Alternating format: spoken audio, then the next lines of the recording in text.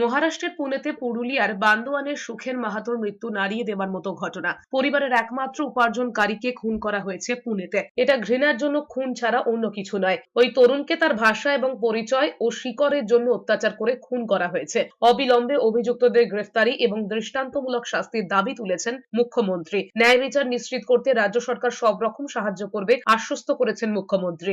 আজকে বাংলা ভাষাতে কথা বলার জন্য তারা কিন্তু এইভাবে একটা আতঙ্কের পরিবেশ ওখানে তৈরি করার চেষ্টা সবসময় করে যাচ্ছে। সর্বভারতীয় তৃণমূল কংগ্রেসের সাধারণ সম্পাদক অভিষেক ব্যানার্জি মহাশয় তিনি আমাদেরকে বলেছেন যে পরিবারের পাশে থাকতে হবে এবং পরিবারের পাশে আমরা সেই জন্য আমরা সবাই এসেছি, মানুষের পাশে থেকে মানুষকে সহযোগিতা করার চেষ্টা করি। এদিকে এই ঘটনায় পরিবারের পাশে থাকতে শুক্রবার পুরুলিয়ার বান্দোয়ানে যাচ্ছেন অভিষেক বন্দ্যোপাধ্যায়। দুপুরে হেলিকপ্টারে পুরুলিয়ায় যাবেন তৃণমূলের সাধারণ সম্পাদক। এরপর সুখেন মাহাতোর পরিবারের সঙ্গে দেখা করবেন অভিষেক বন্দ্যোপাধ্যায়।